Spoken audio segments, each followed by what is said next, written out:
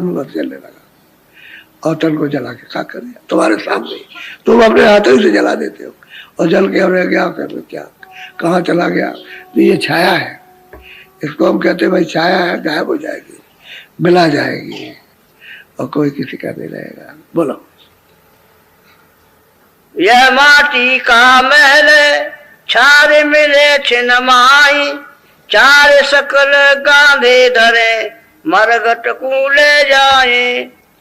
आँच जारे तन फूकिया होगा हाहाकार, चेत सके तो चेतिए सतगुरु कहे पुकार। अब कहते हैं सतगुरु तो कहते ही हैं, पुकार पुकार के कहते हैं कि भाई चेत जाओ, जाग जाओ, कुछ कर लो, मन शरीर मिला फिर नहीं मिलेगा, खत्म हो रहा है, ये जा रहा, एक एक श्वास मूलक जा रही, उससे कुछ कमाई कर लो।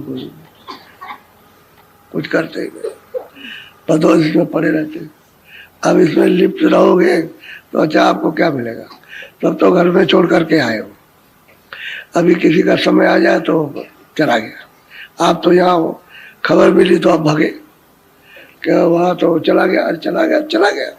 तुम काहे को सत्संग? वो जो क्रियाक्रम करेंगे वो गांव के कर देंगे। तुम इसको भी तो देखो कि भाई गांव का कर देंगे क्रियाक्रम। तुम नहीं जा सके, नहीं पहुंच सके, मानो रास्ते में जाओगे, एक आध दिन तो लगेगा ही पहुंचने में, तब तक वहां सब हो जाएगा। कोई मिलेगा? वो मिलेगा, वो तो क्रियाक्रम करते हैं, उसको वसूल कर देंगे तो बस ये आएगा। क्या होगा? भाग देगा, कुछ मिलेगा नहीं। यहाँ से जाओगे कुछ नहीं मिलना, वहां से आए कुछ नहीं, कुछ लेकर के नहीं आए, कुछ लेके नहीं जाओगे, सब छूट जाएगा। कहते हैं तन है प्रभु को पाने के लिए दिया गया, तो मालिक को पाने के लिए चेष्टा करनी चाहिए। उसी लिए कहते हैं सतगुरु मिले तब तो इससे बच जाओगे, और सतगुरु नहीं मिलेंगे, जाने वाले नहीं मिलेंगे तो नहीं बच सकते। तो ये दशा सबकी होगी। कहते हैं कि अगर बच सको तो बच लो, कुछ कर सको तो कर लो। अभी वक्त निकला जा रहा, चिल्ला चिल्ला के कहते हैं सब, रोज आपसे ये बात कह रहे हैं कि तो समय निकला जा रहा। ये समय जो आज बीत जाएगा कल नहीं आएगा, जो पीछे बीत गया आने वाला नहीं है।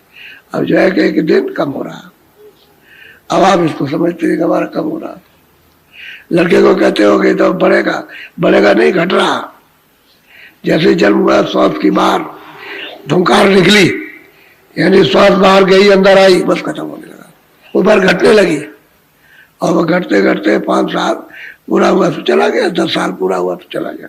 श्वास की पूंजी जितनी मिली उतनी खत्म के, चलो ये क्या हो गया?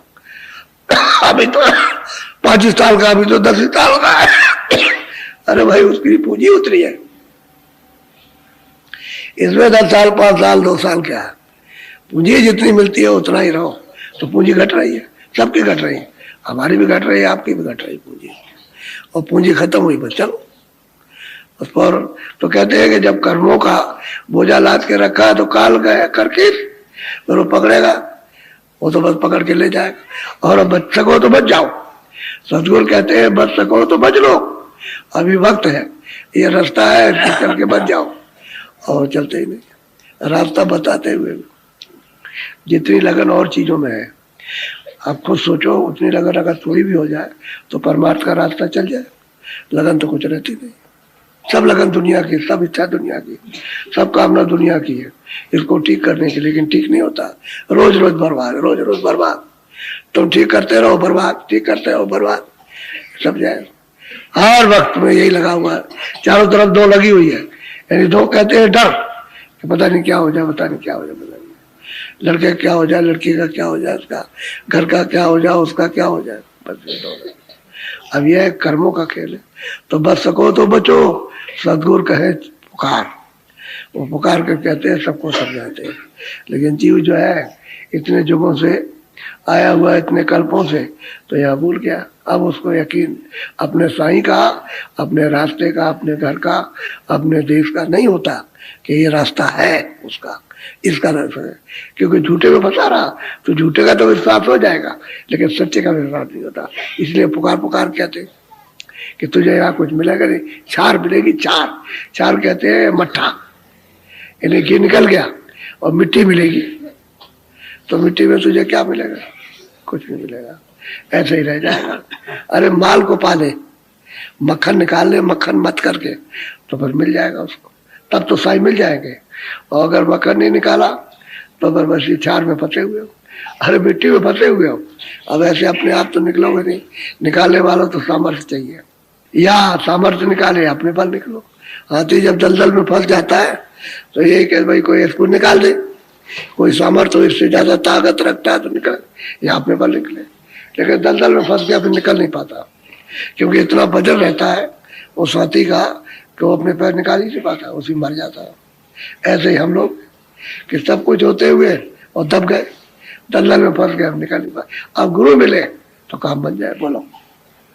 जारे बार तन फूकिया मेटा खोज खलील, तू जाने में रहूंगा या तो कछु न ढील। और कहते हैं कि जार के इन्हें जला के बार के इसको उसको लगा लूकू करके, कभी कभी ऐसा होता है कि लकड़ी बुझ गई तो फिर जलाते हैं, फिर जला के लगाते हैं, उसको लगा के जार बार करके फिर बारते हैं, फिर उसमें लगाते लकड़ी में और कहते फूंक देते हैं, फूंक के खत्म कर देते हैं उसको। यह है। कभी कभी शरीर रह जाता, कभी पैर रह गया तो कभी हाथ रह गया तो कभी कुछ रह गया तो उसको फिर जला के और फूंकते, फिर लकड़ी ले आते और फूंक के खत्म करते, ताकि बिल्कुल मतलब ये राख हो जाए। ऐसा वही कहते हैं कि भाई क्या तन तो ऐसे गया और जीवात्मा की वो दुर्गत हुई, वो 84 में चली गई नरकों में, उसका कोई अभी तो यत्न किया नहीं, वहां कौन यत्न करे, फिर तो फिर भोग ही भोग है। अब भोगने में क्या यत्न करेगा। बोलो। जारे बार तन फूकिया फोकट मिले फिराक। अब यह है कि फोकट धर्म को पकड़ रखा, मुक्त, फोकट कहते हैं मुक्त हुआ, यानी मतलब यह कि उन धर्मों को तो पकड़ रखा। अब ये जार बार के का कर दिया, फोकट कर्मों में फंसे बेकार के। अब ये कोई काम का कर्म है जिनमें लगे पड़े हुए कर रहे हो दिन और रात, तो फोकट ये काम है, कर्म है।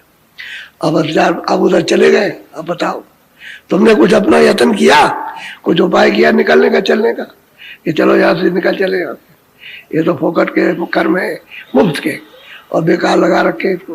पहले तो सबको सब सुविधा मिली थी, पहले तो जीवन गंदा था नहीं, तो ये गंदगी फिर कैसे बताई गई कि ये करो ये करो ये करो ये करो। पहले तो निर्मल था, तो निर्मल चीज बताना चाहिए था। फिर ये क्या, ये शास्त्र आ गए, ये आ गए, ये वेद आ गए जिन्होंने बताया ये कर्म करो, ये करो, ऐसा करो, ऐसा सत्य करो, ऐसा सत्य, ये सब। अब भाई जब जीव तो निर्मल था, वो तो शुद्ध था, ये फिर क्यों, तो ये कर्म इसीलिए लादे गए और आपको झगड़ा लगाया गया कि इससे तुम गंदे हो जाओ, फिर वापस जा ना सको। अगर निर्मल रहते, स्वच्छ रहते तब तो लौट जाते। अच्छा, जो निर्मल रहे लौट गए, उन्होंने इसको स्वीकार नहीं किया, इस तो सुविधा को और आपके कर्मों को स्वीकार नहीं किया, उलट गए, उल्टे चले गए वापस, वो तो निकल गए।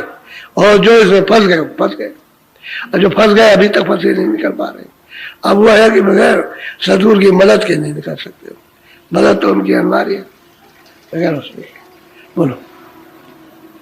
चेत सके तो चेतिए सतगुर बोले साख। कहते हैं भाई असल बात यह है कि चेतो चेत जाओ, क्योंकि प्रमाण, साख कहते हैं प्रमाण को, कि प्रमाण देकर के सतगुरु बताते हैं कि ये रास्ता है मालिक के पाने का, मनुष्य रूपी काया में ये रास्ता है, और तुम चलो तो साख देते, प्रमाण देते कि देखो उन्होंने बताया और उन्होंने पार किया और वो पार गए। इसी तरह से सब साख दे करके और तुमको बताते फिर भी रास्ता नहीं चलते, सब कुछ कहते हैं। ये कोई उनका बनाया हुआ तो नहीं, ये तो सनातन रास्ता है। अब उसको तुम भूल गए हो, उसी को बता रहे, वो तुम समझते हो कोई नया रास्ता होगा, नया कोई रास्ता नहीं है। जिस रास्ते से जीव आए, सब जीव आए, वही रास्ता वापस जाने का, जो मनुष्य महल में जाने का रास्ता है। अब ये मनुष्य महल नहीं मिलेगा तो वो जा नहीं सकता, और किसी महल में, पशु पंछियों के महल में तो जा नहीं सके। जीवात्मा तो उसमें भी है, मन बुद्धि चित्त अहंकार उसमें भी है, यानी सब प्राण उसमें भी है, सब कुछ उसमें, जो मनुष्य में उसमें कोई अंतर नहीं है। लेकिन अब यह है कि यही महल है वापस जाने का, तो इसी से नीचे उतरे और इसी से ऊपर चढ़ जाओ। तो जब ये मिले तभी उसमें चेत जाना चाहिए, जाग जाना चाहिए, और वचनों को सुन करके होश आ जाना चाहिए। तो साख दे करके समझाते, प्रमाण दे करके कि देखो भाई उन्होंने भी बताया और तुमको ये रास्ता बताया जाता। अब तुम किसमें कचाई क्यों करते हो? चल पड़ो, चल दो जल्दी से, देर मत करो उसको। तो उसको यकीन विश्वास हो जाता है। बोलो। जारे बारे कोयला किया, हो गया मरघट राख। अब वो कबीरदास कहते हैं कि जार के मार के सबको लकड़ी की तरह से काला कर दिया। और सही बात है, राख बना दिया और मरघट हो गया। अब वही मरघट है उसको, जहाँ मुर्दे जलाए जाते उसी को मरघट कहते, उसी को शमशान भूमि कहते। बोलो जय गुरुदेव।